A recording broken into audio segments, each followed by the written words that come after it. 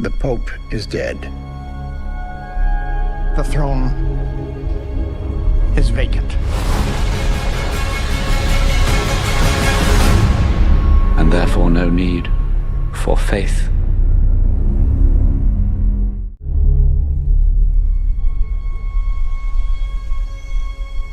The Pope is dead. The throne is vacant.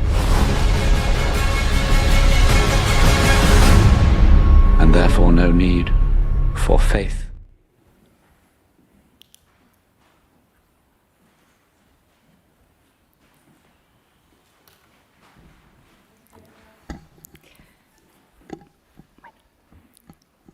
Vale, gracias compañeros. Bueno, bienvenidos a una nueva rueda de prensa del Festival de San Sebastián, de esta edición. Vamos a presentar Cónclave, que como sabéis es una de las películas programadas este año en la sección oficial a competición. Y para presentarla contamos con la presencia de BERGER, su director. Como sois muchos, yo abro directamente el turno de preguntas. Hay una primera aquí, a ver si alguna compañera me puede ayudar. Aquí. Muchas gracias. Hello, Marco Consoli from Italy. I want to ask you, in few days, or in few weeks, you will be at the Rome Film Festival, very close to the epicenter of this story. So I want to ask you, what kind of reaction do you expect from the Vatican? The book was already there, but the film is another story. And also, I want to ask you, we see some Italian characters in your film. I want to ask you why the Tedesco cardinal is so over the top. If you discuss this with Sergio Castellitto, compared to Bellini, for example, that only speaks English, I didn't understand why. Maybe you can explain that. But why is so cliché Italian guy? Thank you. First of all, the reaction that I expect from the Vatican, I think, if I were the Vatican, I just wouldn't react because I would be beyond it. It's a movie and the Vatican is something else. So I'm not really counting on anything. I know they will all watch it. All the cardinals that I met said, we're going to watch this. And then, so that's kind of but I think they'll just discuss it within themselves and then I don't think they will very much react. But otherwise, even if they did, I think we have a very, no matter what, this movie is not really about religion, I would say. For me, it's much more about power games behind closed doors and vying for a top job. It could be within your newspaper, or it could be within, a movie set, or in a company, or politics, or religion. And in this case, it's religion. So it's just a setting. It could take place anywhere. Regarding Sergio,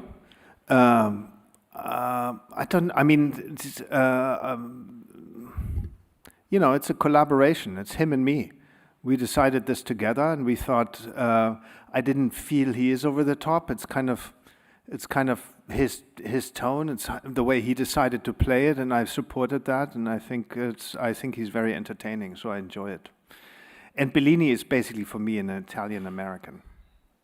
That's why he, Stanley Tucci's Italian is not good enough to stand up against your judgment. Hi, question here from Brazil, Rodrigo Fonseca, Correio da Manhã. First of all, congratulations for the amazing movie. The first question I have, it was impossible to me to watch Cardinal Lawrence without thinking about the word hero. For me, he has heroic movements. I would like to understand what kind of heroism could we apply to this character. And the second question is a bit more technical, but I really would like to hear you about the editing process of the film, because the sensation is it's an action thriller without violence. Oh. So if you could say a few words about it, thank you very much. Thank you very much. Well, I think for me, it was very important in the collaboration with Rafe to have an actor, to find an actor who can express what's going on behind his eyes. He doesn't have the most lines. He is actually quite silent. He observes a lot. He watches a lot. He doesn't do very much. He thinks a lot. But how do I know as an audience what he's thinking? And Rafe is an actor who lets us into his soul in a way. I can see what's going on behind his eyes. I can really see how he feels and what he thinks, and that is a real art. And Rafe is so wonderful. Whenever I sat across from him when we shot, I looked at him and I thought, I can't believe I understand what he's thinking. And it's magic what he does, you know. And I think, to me, that was very important in this role. What was the second part of the question? Oh, the editing. The editing took a long time. To me, it felt like, you know what I was inspired by? I was inspired by the 70s political thrillers, the conspiracy thrillers by Pakula.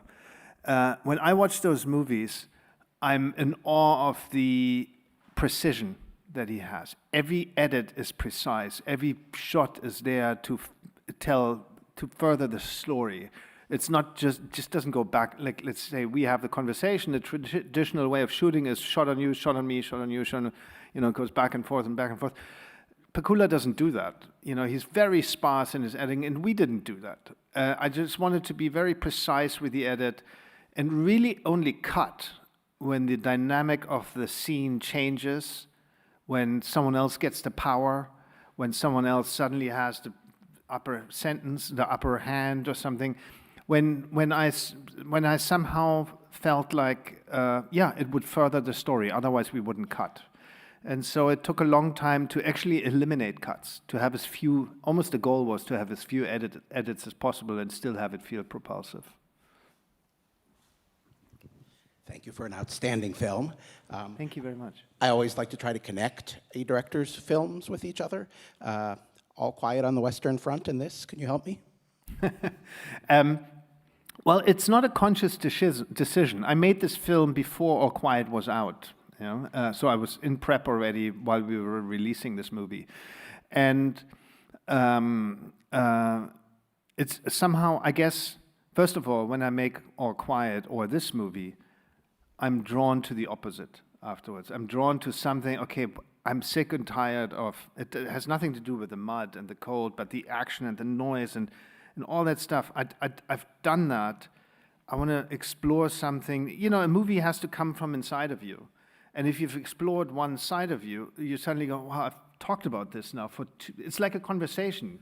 You're tired of this conversation because you've talked about it for 4 days. And just imagine making a movie, you talk about it for 3 years, the same thing, and you suddenly go, I'm tired of this. I want to talk about the opposite. And suddenly you discover something in yourself where you go, oh, this is a new topic that I want to talk about and that I can get passionate about for basically the rest of my life, because I'm going to live with this movie for the rest of my life. And so you just need to be super passionate and know why you want to make a movie. And usually it's the opposite with me of what I did before. But there's something that I would say draws me to this movie. First of all, I'm really drawn to movies that focus on one character and that I can take the audience and put them into this character's shoes. I can make them see what he sees in this case, what he feels. I can almost make it a visceral experience and live through the conclave or through the war with this one person. And All Quiet was Felix Camera, and here it's Ralph Fiennes. And you're just with that person, and ideally the camera and the music, the editing, everything is there to put you inside Ralph Fiennes' stomach and to make you feel what he feels. And that is something I just respond to, because when I read it, I go like, oh, I feel what he feels, and then I somehow know how to shoot it. And then the other thing is, I would say, so it's like really, to answer your question again, it's a hero's journey. You know? It's like that hero is like, I'm with that internal hero in this case, and I go on this journey with him. And the other thing is, what I noticed is both movies are, in a way, an internal battle, an external and internal battle. Someone wrestles with himself. In this case, Rafe wrestles with his faith, wrestles with doubt, and something that all of us wrestle with all the time. I wrestle with it every day when I'm thinking like, should I make this movie? Should I do this? And it's something I get power, I get sort of energy from thinking and rethinking things. And Rafe's character does the same. And so in the end, he's sort of liberated from this curse. And he opens a window and he lets in the fresh air and looks out towards the future. And in All Quiet, it's a journey of liberation too, from this curse of, obeying and war and destruction and killing.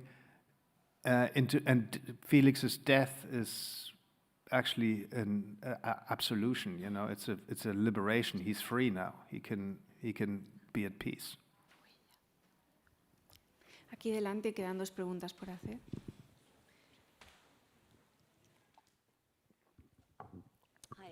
I'm Jill, writing for Australia Film Inc. Can you talk about the assembling this extraordinary international cast, how you talked to them about how they would play these cardinals, and after all, Ralph Fiennes was Voldemort. Yeah, what about Voldemort? I'm sure he wanted to play something different than Voldemort and said, oh, that sounds interesting. It was very funny. I was in Rome in a restaurant reading this, leafing through the script with Rafe, and this entire family came up to us, 3 girls and the mother, one by one. And the first one went Voldemort. And the second, Voldemort. They all came by and sort of complimented him on this role. The wonderful opportunity with this type of topic is that you can get a very international cast. You definitely need someone from Italy, because that's where the church is. We have Isabella and Sergio and a couple of smaller roles. And you start with Rafe, someone who is, just that internal hero, and then you slowly build your ensemble around it. And with Stanley, who's probably the opposite of Rafe in terms of attitude and energy, and Jen Lithgow and Lucien Massamati, and slowly it just builds, and you can find these people all over the world, and that's the wonderful thing. And there's one thing, they would traditionally speak all Italian, and very little English probably, but for the sake of this movie, they're all speaking English to unite this as a lingua franca, And I try to put as much Italian and Spanish and Latin in it to make it feel as authentic as possible and to make it feel as international as possible. And Isabella, just to maybe finish the panorama of the cast, she's the only woman in the movie, and she needed to be someone who sort of, despite her silence, despite being silenced, her role is silent, she's not supposed to speak, she's just supposed to stand in the corner and serve. And she just has a power and an enigma and a presence, and whenever you look at her, we all know her, of course, and whenever you look at her, you see oh, this woman, she can stand her ground, she won't disappear there, and there's obviously, I put a focus on her while she listens. So that was very important. And yes, I think that's it. And Rafe is, I'm sure, very grateful for being able to play Voldemort and 20 other roles in his life. Aquí delante hay una pregunta. Ese chico.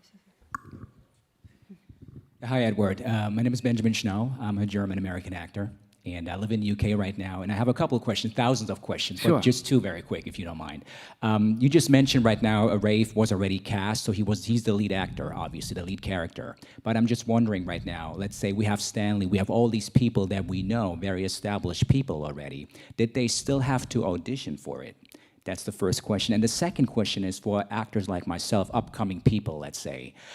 What is the decision-making process, and specifically, what is your influence on this cast, let's say the rest of the people, if that makes sense? Well, I together with the casting agent, and of course in conversation with producers and we pick the actors, we determine every single role, and I meet every single actor. I audition all actors that are willing to audition, especially day players, because those is very important that they come on set and that you feel that they are able to stand their ground with all these caliber of actors. There's a certain level of actors you're not going to cast. You can't get them to cast, and it also would be superfluous. Anybody who has more than, anybody in the main cast is not, you have to send them offers. You just jump. And then it's actually a really interesting process because you don't know, you only have an intuition of how the movie is gonna be in your mind. But the single biggest determining factor of how the movie is gonna come across is your star. Because they bring an energy, they bring a tone, they bring a way of playing, and you're not gonna be able to change that. You just have to go for it. You just, that's because you can't change humans. I don't believe in changing humans, and you have to use that strength of what they bring to the best of what the movie is supposed to be. Yeah. Hay una pregunta aquí, este chico. Hello. You said it's about power games, but what does the movie tell us about our society? Well, I don't want to be presumptuous and think that I have can dictate the comment on society and then can dictate how you want to perceive it. I don't want to give answers to it. But what I think is interesting is, when the doors are closed and when you're secret and when you what you reveal about a personality and how alluring power is, and it happens everywhere in business. And when there is such a powerful position, I don't think very few people can resist it. In this movie, not even Rafe, who doesn't think he's worthy of it, can resist it in the end. He will give in and say, my name will be John, because he thinks maybe I'm the one, So we're all sort of susceptible to these power games, and obviously, it's a if you maybe allude to current events, it's extremists going from tearing themselves up in arguments and fights. But in the end, I'm always an optimist, and I'm thinking, Rafe's final gaze outside the window, the final shot of, we are in the oldest patriarchy in the world, and Rafe, who maybe is not, I wouldn't say he's like the most progressive cardinal in the world. He's just the manager who sort of manages the status quo, and he suddenly realizes maybe there's a future that's different. Aquí hay una pregunta. Hello, Edward. I had a question about how was your approach to the story at the beginning, how you encounter yourself with this book, with the idea, how, what sort of give you the thought, I have to do a movie about this, or was a recommendation?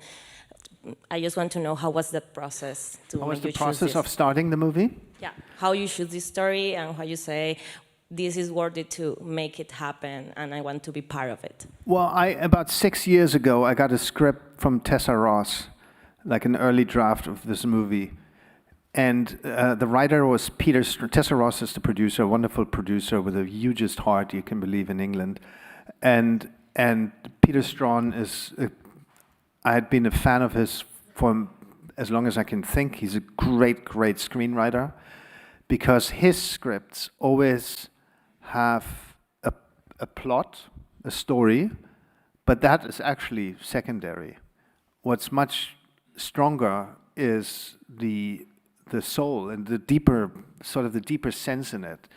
And here the second layer, about what the movie is really about is about doubt, and that's what I really connected with, and that's what Rafe really connected with. That's actually the only reason why I made the movie, and that's the only reason why Rafe made the movie, that inner theme.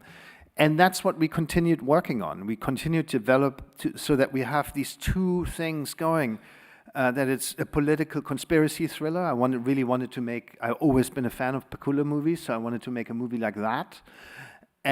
But that it's not just a conspiracy or a plot, that there's something underneath it that connects to our hearts in a way, to the deeper meaning of why we do what we do. And that's what we kept working on, and I think it took 5 years or 4.5 years to get the movie made, to finance it, to have our wonderful Spanish distributor coming in and saying, okay, we want to be part of it, to have the Italians be part of it, all people from all over the world coming together and, each financing a bit of the movie, and eventually, a big piece of that is also finding the right cast. You don't have that idea right away, and while we worked on that character, we constantly thought about who could play this person, and we didn't quite know, and we had several different ideas until we finally thought, I woke up one morning and called Tessa and said, it's got to be Rafe. Let's give him a call. And then we continued working on that script a little bit, and maybe half a year later we felt the script's ready and let's send it to him. And then he luckily said yes. And that is usually the starting point, when you have your main cast, when you have your star that you can anchor the movie around, then okay, I can now make the movie. Thank you. Patricia Batje, Norddeutscher Rundfunk, hallo. Hello. What was it like to shoot in Cinecittà? And some parts of it look awfully much like the Vatican, so, like the stairs and that. Some parts look like what? Vatican. Mm-hmm. Or Well, the that's good, Vatikanische hopefully. Museen. So, ja, dann haben Sie das gedreht dort und wie viel? Well, we shot it all over Rome. There's actually a lot of locations, and hopefully, if it feels like one, that's good. But it's a lot of locations. We shot it in like the big staircase is in Caserta, which is like an hour away from Rome. Many bits and pieces we shot all over Rome, and this room here, because I never could find usually you try to find a building and shoot everything there, but we could never find it because I wanted to be it, as the way it looks, sort of finding, and I get very inspired by locations, and I have this idea that a location needs to be, it's just like casting, you need the cast is going to make you a movie. And you need to have that feeling that you have the right person being in this role. And you need to be and suddenly and then you go for it. And it's the same with locations. I mean, it's just as diligent, that process. I look for months and months and months, I look for the right place. And then we shot, we built the Sistine Chapel in Cinecittà, and because obviously you can't shoot in it. And we built the Casa Santa Marta right next to it in Cinecittà, the hallways and the rooms, because the real one is not very attractive. And I wanted that sort of slightly sterile environment where you close the doors and it feels like you're really isolated and sucks the air out of, and the windows are closed, and just have this sense of claustrophobia and being shut in. And that I felt we can only achieve when we build it. Good evening. I'm a Hungarian journalist covering San Sebastian second time this year. Do you think there is a real future for festivals, category A and category B, in terms of, they need to challenge, they need to face with challenges so often? Like we had COVID, our attention, our interest, our cinema-going habits are constantly changing. Your previous movie, All Quiet on the Western Front, was premiered on Netflix. This one is going to send to theaters. So how do you think that will they have audience like thousands and thousands and thousands of people like this in the upcoming years? Thank you. Thank you. Well, I think festivals, I mean, we are in one. You traveled all the way from Hungary. We have a gentleman from Brazil, a woman from Germany, from all over the place, from Australia. People travel from all over the world to gather at these cultural events.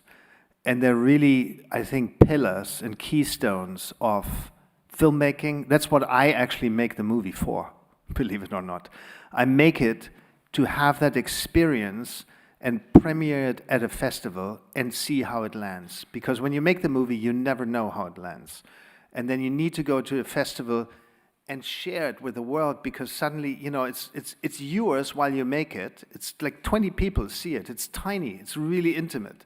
And suddenly you come here, and we have a theater out there with 1,300 people. is it 1,300? I think it's like massive, yeah. And suddenly it's not yours anymore. It's theirs, yeah. And that experience, I think, is really important, and will become, I truly believe this, more important as we go on. And the same thing is true for movie theaters and movies in cinemas. Maybe we have to think about which movie should really be in a cinema and which shouldn't, which is fine for television.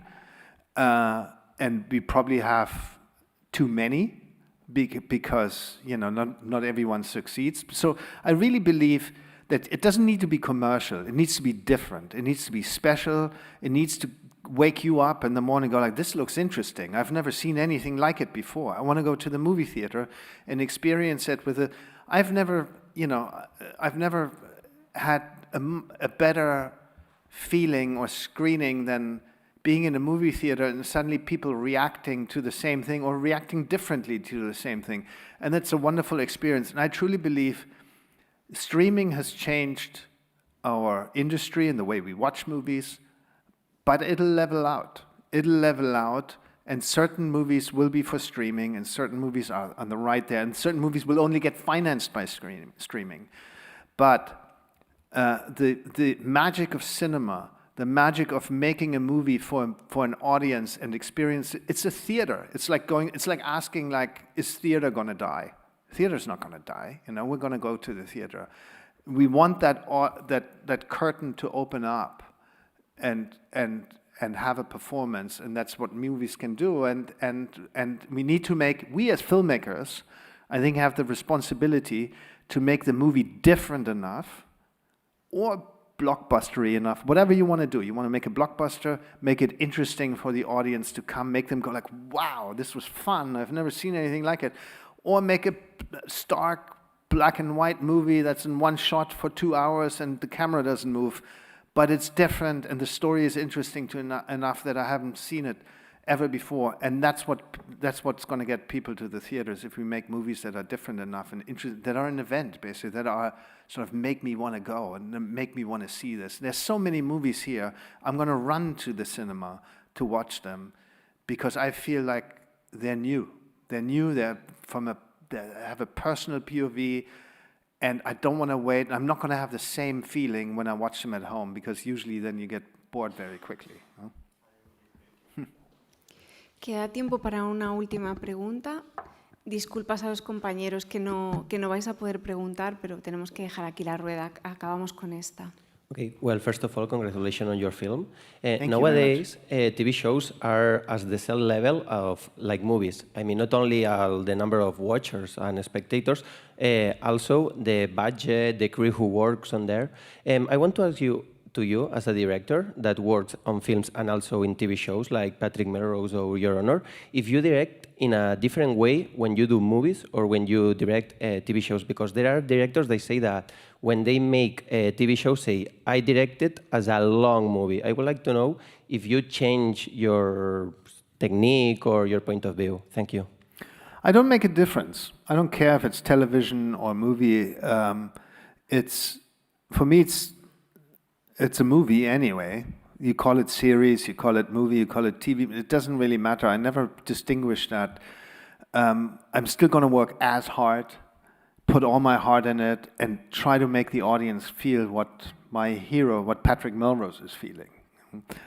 And the only thing that would be different, I think, is when you write it, when you create it, suddenly it feels, first of all, the story is 6 hours long, so you're not going to be able to fit it in a movie. You feel like, I need the time to do, so what are you going to do? You can't make 3 movies, so you're going to make 6 hours of television, you know, because it's so much. Patrick Melrose with 5 books I had read when I was 20 and I had fallen in love with, and I wanted to make that series. And each book was then 1 hour of television. I could have never made that into a movie. I wouldn't have known how to do that. And as a television, it just makes sense. And then you just I think the writing of it somehow, you know, without even thinking about it, the drama of it, somehow the arc of it ends up after an hour. And then you think, okay, or is at a peak after an hour, and you can make a cut. And now next week we're going to do the next one. And that's somehow, it's inherent in the story rather than in the filmmaking, I think. I think the filmmaking should always be excellent and pushing the boundaries and always be better than the one before. And no matter whatever you look at it. I mean, I read an interview with the Coen brothers, and they were asked, so you make movies, would you ever do a series like Fargo? And they said, no, we wouldn't do that. We did Fargo or so. But another, and then there's the interview, the journalist asked, so you're not you're movie directors, you're not television directors. And they say, well, people watch our movies in the cinema, but then they have a whole life afterwards. They watch it on an iPad, they watch it on television, they watch it on DVD, they stream it, whatever they do. And they have made, I don't know, 20, 25 movies, yeah? And most of their movies, all of their movies, most of the time are now watched on a screen, on a phone. And then they said, how are we not television directors? Of course we are. You know, it's the same, and this is the Coen brothers saying it, you know? Like, I think there's a certain, it's vanity, saying, oh, I just make movies, or it's the same thing. It's just a different story. Pues muchísimas gracias. Me indica que hay que dejar aquí la rueda de prensa. Muchísimas gracias, Eduard Berger. Thank you so much.